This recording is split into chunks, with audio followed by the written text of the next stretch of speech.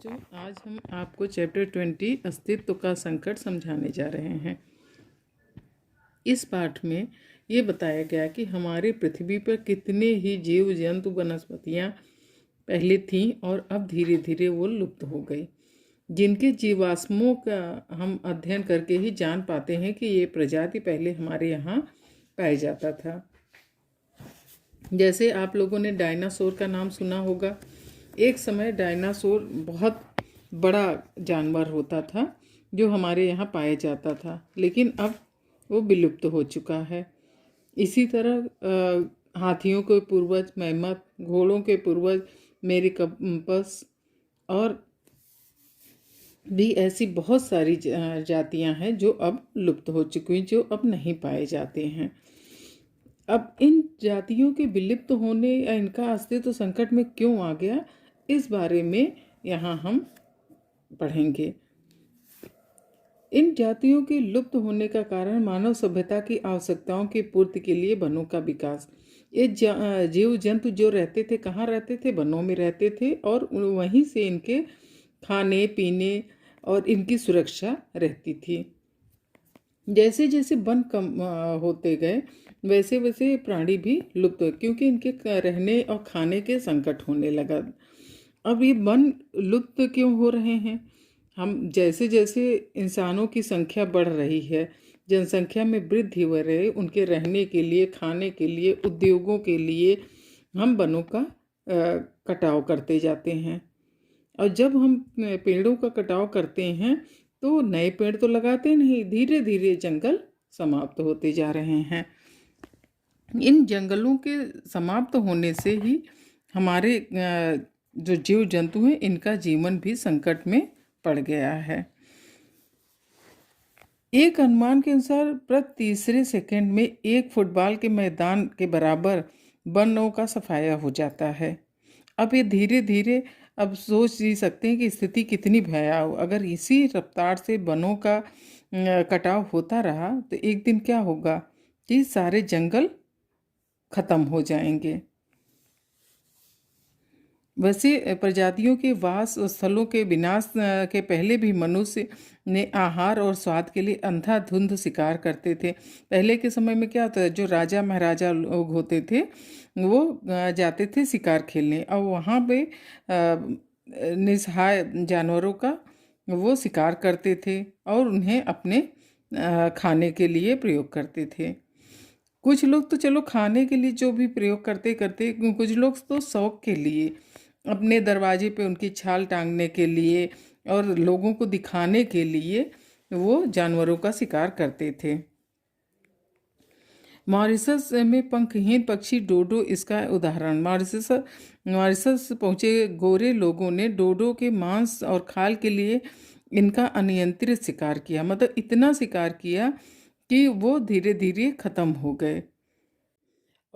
डोडो पक्षी के जो अंडे थे उसे कुत्ते, बिल्ली, चूहों ने खा लिया, जिससे ये एकदम से ही समाप्त हो गए। इसी तरह अफ्रीका में बहुतायत में पाए जाने वाले जिब्रा जाति के एक पशु क्वेगा का हस्र हुआ। वहाँ गोरों की बस्तियाँ बसने के बाद निरीह पशु पर कहर टूटा। भारत में भी सिंहों, बाघों, कृष्णमृग जैसे पशुओं का इतना अधिक शिकार किया गया कि वे भी विलुप्ति के कगार पर पहुंच गए। वास्तव में यदि अपने उपयोग के लिए जीवों को मारने की गति उनकी प्रजनन दर से अधिक हो जाए तो उनके अस्तित्व की कोई संभावना ही नहीं बचेगी। पिछले 350 वर्षों में पक्षियों के लगभग 90 प्रजातियां तथा स्तनधारियों की 30 प्रजातियां विलुप्त हो गई। अब आप सोच सकते हैं कि कितने तेजी से पशु पक्षी खत्म होते जा रहे हैं। स्थिति की गंभीरता को देखते हुए दुनिया भर में वन्य जीवों के संरक्षण के लिए कानून बनाए गए।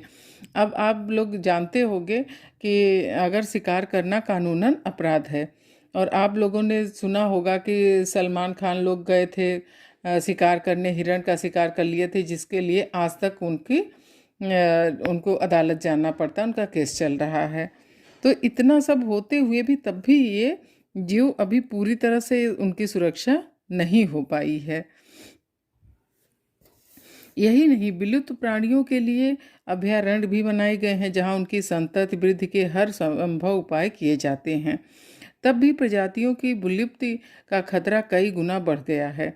आज इसका कारण शिकार नहीं बल्कि वास स्थलों का विनाश, यानी इनके रहने के स्थलों का विनाश है।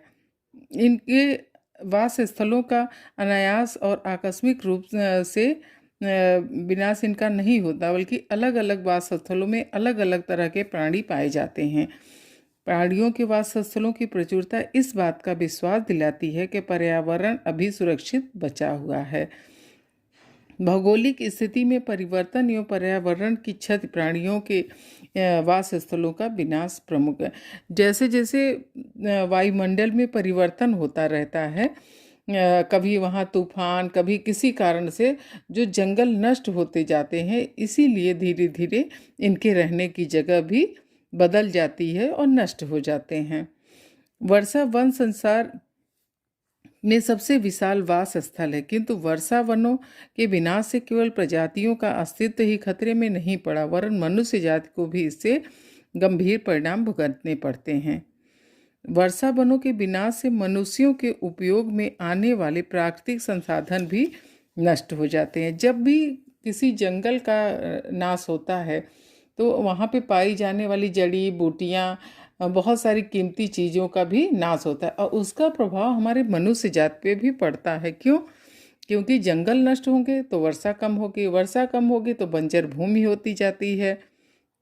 और सबसे बड़ा खतरा बाढ़ का है। आए दिन आप लोग अब सुनते हैं कि वहाँ भूकंप आ गया, बाढ़ आ गया।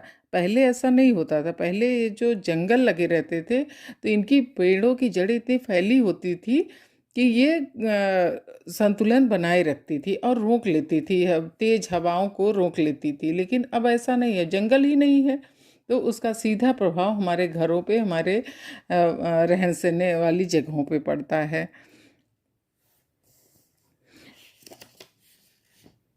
वर्षा वनों के विनाश से वर्षा जल सीधे नदियों में भर जाता है, जिससे बाढ़ की विभीषिका उत्पन्न हो जाती है। क्योंकि पानी वापस वायुमंडल में भेजने के लिए वृक्ष नहीं होते, इसलिए वर्षा की आवृत्ति कम हो जाती है और बाढ़ के बाद सूखे का प्रकोप झेलना पड़ता है। अब तक इन विपदाओं ने हजारों लोगों की जानें ले ली। आप लोग जानते हो, जब भी तूफान आता है तो उसमें बहुत सारे लोग मारे जाते हैं, या बाढ़ आया तब भी बहुत सारे लोग बह जाते हैं, बेघर हो जाते हैं। वृक्षों के अभाव में मिट्टी की उर्वरा सतह को भी नुकसान होता है, क्योंकि जब भी बाढ़ आती है तो क्या होता है, उपजाऊ मिट्टी अपने साथ बहा ले जाती है और बहुत सारी जड़ी बूटियों को भी नष्ट कर देती है। देश की सबसे बड़ी नदी गंगा का विशाल प्रवाह क्षेत्र भी कितने ही जीवों एवं वनस्पतियों का वास स्थल है। बाढ़, जल प्रवाह के अवरोध तथा प्रदूषण के बढ़ते स्तर से गंगा तथा इसके तटीय क्षेत्रों में पाए जाने वाली प्राणियों का अस्तित्व संकटग्रस्त हुआ है। गंगा में पाए जाने वाले डॉल्फिन जाति के दुर्लभ प्राणी सोंस तथा नर्म कवच वाले नर्म कछुओं को आहार और आय के लिए इस सीमा तक मारा गया कि विशेष अभियान चलाकर इन प्रजातियों की रक्षा के लिए उपाय किए जाने लगे हैं। गंगा डॉल्फिन को राष्ट्रीय जल पशु घोषित करना इसी उद्देश्य की एक कड़ी है। सरकार समय समय पर कोई न कोई कानून बनाती है, नियम बनाती है, जिससे कि इन दुर्लभ प्राणियों की रक्षा हो सके। अन्य मछलियों की कई किस्में भी विलुप्त प्राय हैं। तटीय क्षेत्रों में पाए जाने वाले उदबिलाव, मगरमच्छ, फिशिंग कैट जैसे जीव तो दिखाई ही नहीं देते। पिछले 4-5 दशकों में गंगा की जैव विविधता तेजी से नष्ट हुई है। क्यों नष्ट हो जाती है? प्रदूषण के कारण। हम लोग जो गंदा कचरा करते हैं, सीवर लाइन से जो गंदा पानी जाता है, इससे क्या होता है, ये हम ही को नहीं, जीव जंतुओं को भी नुकसान पहुंचाता है, जिससे वो धीरे धीरे खत्म हो जाते हैं, या तो उनकी प्रजनन क्षमता प्रभावित हो जाती है। तो नए जब बच्चे नहीं होंगे तो आगे वो ख़त्म ही हो जाएंगे। वास स्थलों का विनाश था प्रजातियों के विलोपन के रोकने के लिए विश्वव्यापी प्रयास किए जा रहे हैं। इनमें सरकारी और गैर सरकारी दोनों ही प्रकार के प्रयास शामिल हैं। कुछ अंतर्राष्ट्रीय संस्थाएं हैं जैसे world wide fund for nature इस दिशा में गंभीर प्रयास कर रही हैं। वन्य जीवों के संरक्षण के अंतर्राष्ट्रीय कानून बनाने की दिशा में भी कुछ ठोस कदम उठाए जा रहे हैं। संकटग्रस्त जीवों के संरक्षण के लिए विशेष उपाय किए गए हैं। भारत में प्रोजेक्ट टाइगर के अंतर्गत बाघों के लिए जिम कॉर्बेट नेशनल पार्क का अभयारण्य बनाए गए हैं।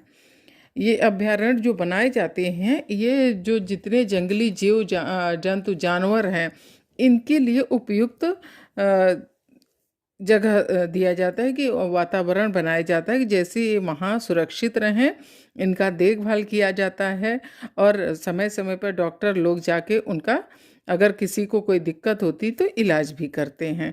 यही कारण है कि सन 1992 में संयुक्त राष्ट्र के तत्वाधान ने 150 देशों में ब्राज़ील के रियो डे जेनेरियो शहर की विश्व भर में जैव विविधता के संरक्षण संबंधी दस्तावेज पर हस्ताक्षर करके अपनी प्रतिबद्धता प्रदर्शित की। यानी सारे देश ही लगे हुए हैं कि किस तरह से जीवों की रक्षा हो सके और जो जीव विलुप्त होते जा रहे हैं उनकी कुछ प्रजातियां बच सकें। प्रश्न यह है कि 5.3 बिलियन की मानव आबादी जो कि अगले 40 वर्षों में संभवतः दोगुनी हो जाएगी, कि दिनों दिन बढ़ती आवश्यकताओं की पूर्ति के लिए प्राकृतिक संसाधनों का शोषण दोहन के अतिरिक्त क्या विकल्प बचता है। यह जनसंख्या इसी तरह बढ़ती रही तो वन्य जीवों की उत्पत्ति शायद अभयारण्यों और चिड़ियाघरों में ही सिमट कर रह जाएगी, क्योंकि जब भी जनसंख्या बढ़ती है तो वो क्या करेंगे, मनुष्य ऐसा प्राणी है कि वो अपनी आवश्यकताओं को पूर्ति कहीं ना कहीं से कर लेता है, चाहे वो जानवरों को नष्ट करना हो, चाहे प्रकृति को नुकसान पहुंचाना हो, लेकिन वो कर ही लेते हैं। इसमें कौन मारे जाते हैं? बेचारे निरीह प्राणी या जानवर।